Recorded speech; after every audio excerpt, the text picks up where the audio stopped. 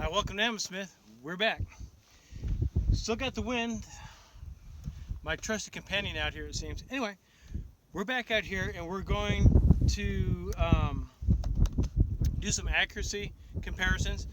What I want to do is try this Hirtenberger full metal jacket stuff. It's surplus. It's reasonably priced, probably about 50 cents around online or less, anywhere between 40 and 50 cents depending where you get it. I shot some last week and it's not too bad. And we're going to see what kind of accuracy we can get out of the HK91. I'm going to zoom in on this and we're going to take a look at some of the features it has. And of course I brought my trusty Remington 700, which last week I had to sight both of them in because I had to change the rings on both. So they're both sighted in and ready to go. Let's do a quick camera angle change here and we'll take a look at these. Okay, here's the HK91.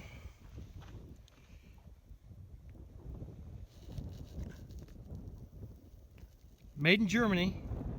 It's not, like I said, it's not a one of these parts guns or knockoffs that you see out there quite often.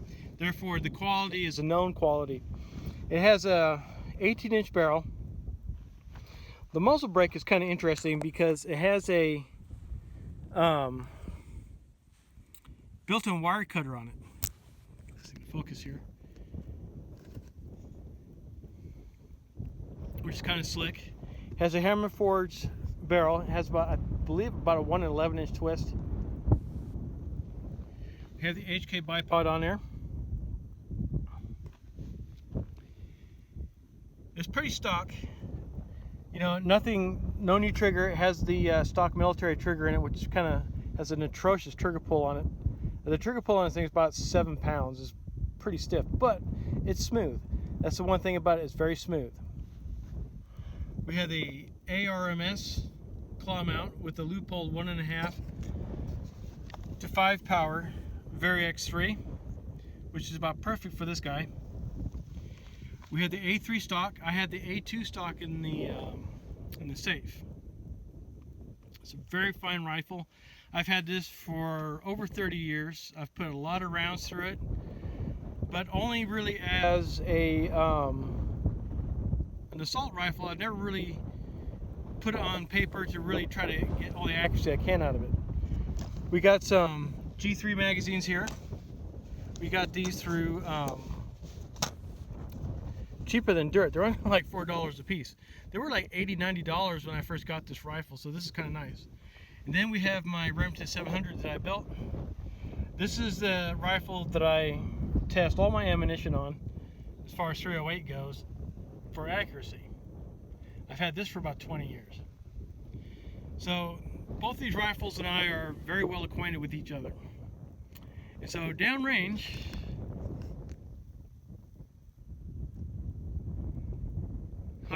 meters out, whatever that is, I got 2 targets set up, one for each rifle. And then we're going to go ahead and test these, and I'm going to show you what this HK actually does to brass. It's really hard on brass, but it doesn't make it non-reloadable. It will reduce your how many times you can reload it, but you know, it's still reloadable as long as this box are primed. The Berdan stuff I just leave out here. So let me get everything set up and we'll get on with it.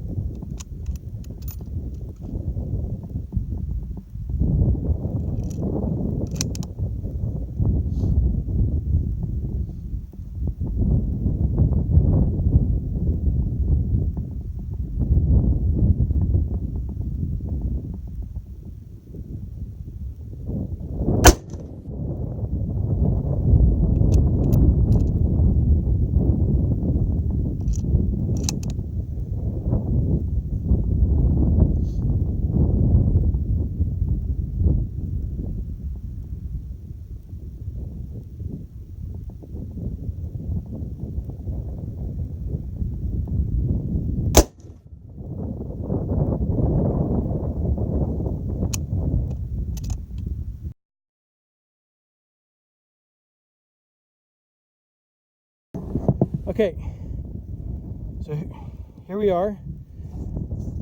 This is my first shot. I had just cleaned the rifle yesterday, so I'm considering that a fouling shot. Now here is 2 shots and 2 shots here, so that's not bad. I mean, for surplus out of the box ammo, that's right around an inch, just under, for these 4, and this will probably make it about 1 1/4. So not bad at all.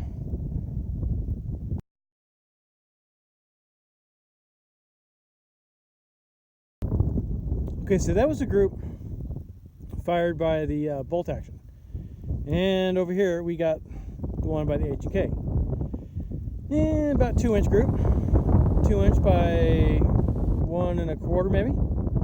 Not too bad. I mean, that's for 1.5 to 5 power scope. My eyesight's not all that good, so part of that's probably me. So what I'm going to do is I'm going to set up 2 new targets, and we're going to shoot some 1/68s at it and see what it does.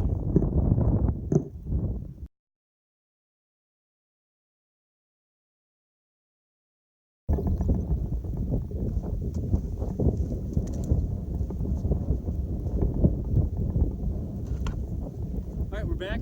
I set up 2 new targets, and we're going to fire 5 rounds each of a nice hand load using the 168 grade nozzler with 44 grains of target with a Wolf large rifle primer. And this is several times fired Winchester brass. It's all weight sorted. And I'm kind of hesitant to shoot this out of my HK, but for instructional purposes, I think it's worth it.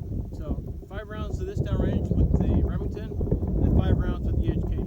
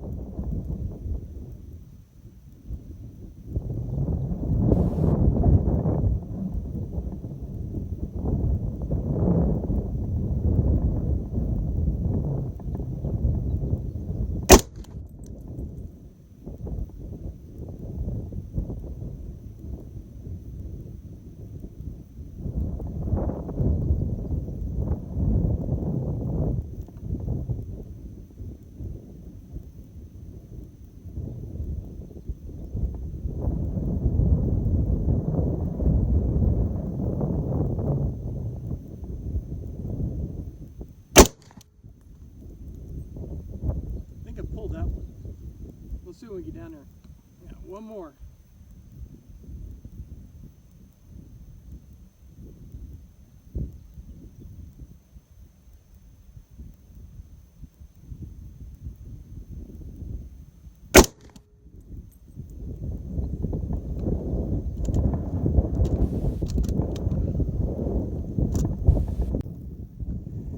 Alright, despite the wind, I did pretty good for 5 shots. Here's 5 shots. That's the Remington. 44 grains of Varget and the Nosler 168. Seemed to be a nice combination.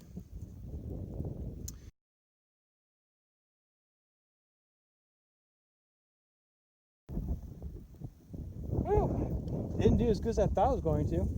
I think this is the one I pulled up here, but anyway, we're about the same. About this is about 1.5 inches here. These 3 are not bad. You know, they're within an inch. What I really need to do is put a higher magnification scope on there. And also the rifle prefers the 150s, so I'll see if I can't pick up some Nosler 150 grain ballistic tips, Mexican match some of them, and see what we can do with it.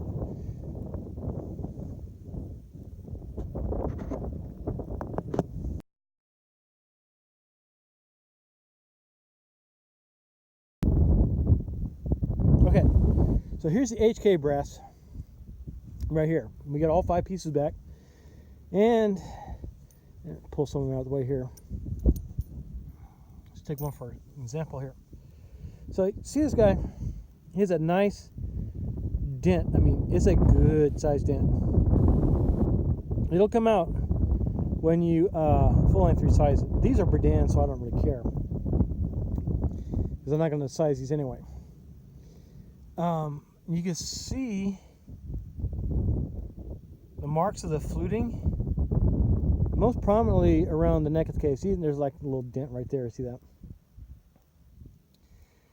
But it's not the end of the world if you want to collect your brass and reload it. The problem is you only get about 5 loadings out of it until it starts to give up the ghost. I had a buffer on this thing at one time. It was an accessory. I bought it. It lasted 20 rounds till the thing flew off in pieces.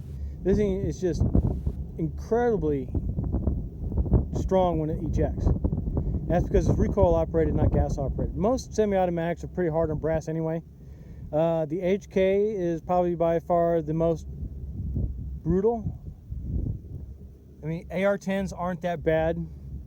My M1 Grand is pretty tough on brass, but it puts like a small dent like right up here. But the difference between this and my Garand is my Garand will stretch the brass quite a bit. It's also a 308.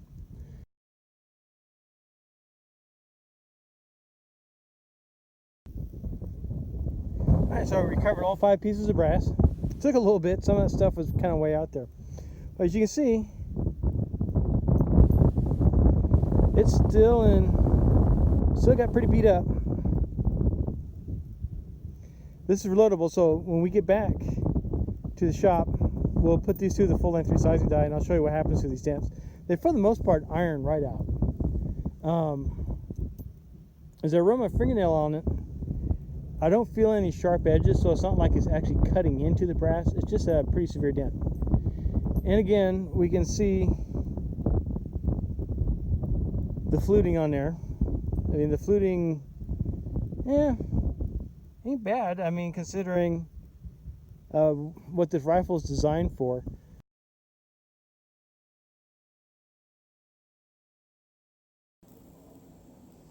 Okay, we're back from the range, and over here we have some of the cases we fired from the bolt action. As you can see, there's no deformations of any kind on there, and it should size perfectly fine. Now, as we move down, here are the ones that were fired out of the H&K. This one's pretty rough. That one's okay. This one's really rough. And this one's okay. As you can see, as we turn them, see those dents? That's from hitting the receiver. And the mouth on this one is pretty boogered up. I'm going to have to take a tool in there and straighten it out. Usually a pair of needle nails fixes that. That way it doesn't fold the neck inside of the case while I'm putting it over the expander ball. So we're going to go ahead and size some of those, and we're going to, in fact, tell you what I'm going to do. I am going to size the two very worst ones, which are going to be this guy, and then we're going to compare them to the other ones. Alright, as you can see, like, this guy's pretty bad off. I'm just going to take this guy in here and just kind of pull that out just a little bit like that.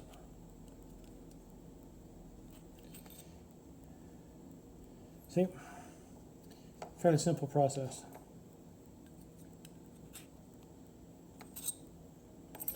Alright, so these are the two we're going to size, so I'm going to put them over here.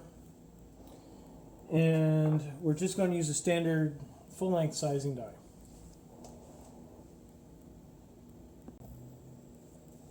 Okay, we're going to go ahead and size this guy right here.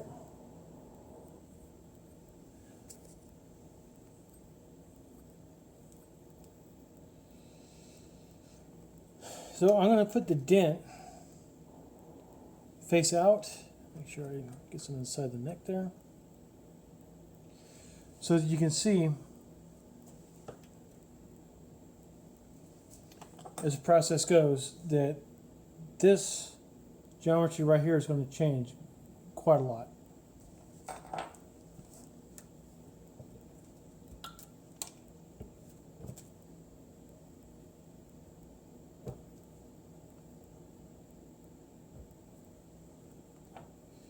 So it's sized okay.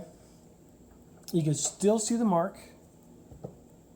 You still see the mark, but it's not nearly as pronounced as it was. The fluting is still going to be on there, and that's not a big deal at all, really. So as we look at it, we can see there's still a bit of a dent, but that's going to iron out on fire forming. But after you do this about 3 or 4 times, your case is going to be pretty much done.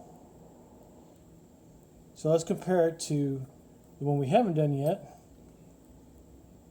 See how that big dent actually is pushed into the case? That's going to disappear. This is the other really bad one here. Now the HK has a pretty generous chamber as far as dimensions go. So a little more cases than normal is usually called for. So keep your eyes right here.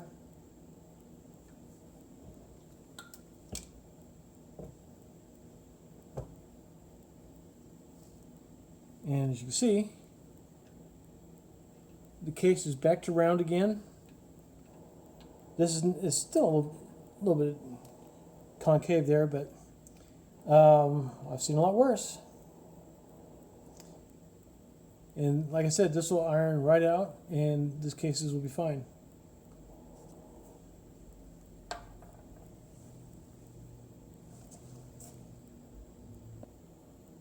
And so as we go through this process,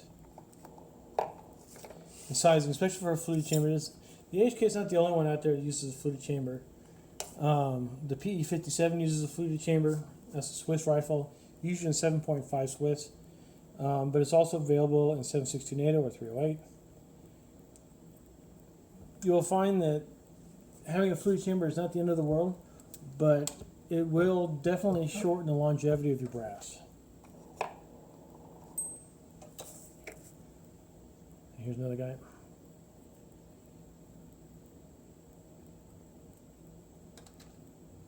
So these were all sized prior to.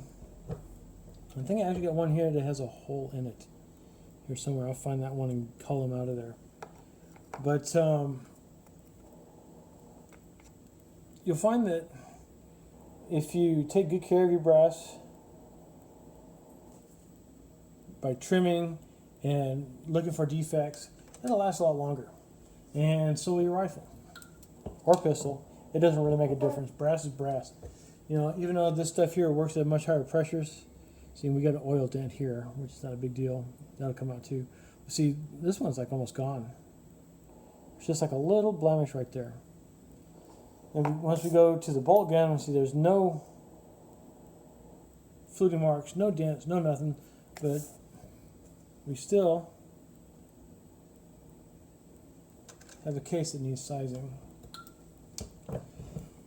And what I'm curious about is how far it stretched. So once I'm done with these guys, we'll go ahead and do a case overall length measurement, because these were trimmed to 2.000 inches, and they always stretch. We'll want to see how much between the HK and the bolt gun. I'm pretty sure the HK kind of really stretched them out quite a bit.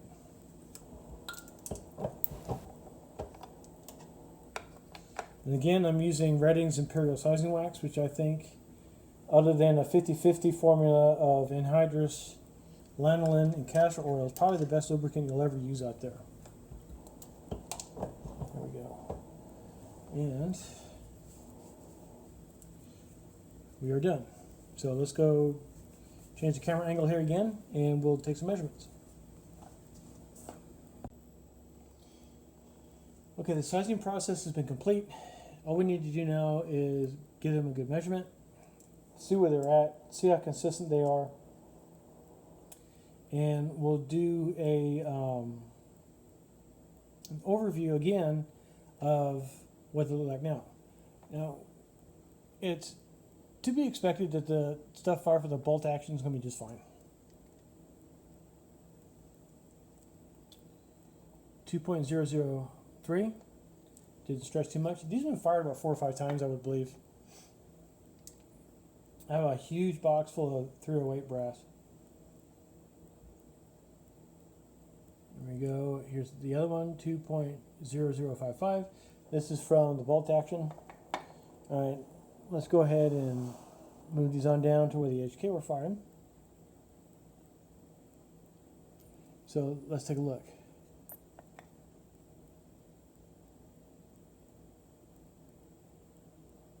Although we still have the big crescent dent in there, or most of the remnants of it anyway, is for the most part ironed out, except for just that little area right there. It's really not that bad. If you can looked at it before, it was caved in for the most part. The sizing process pushed it out. Now when I sized these and trimmed these originally, I trimmed them to 2.000 even. And so here we have 2.004, not too bad. And one of the other things that the HK does is on the extraction, it does put a lot of stress on the rim. And if you have anything going on your case, like thinning in the web area, you can get a case head separation quite easily, 2.003, not bad. And as you can see, the dent's kind of mostly gone.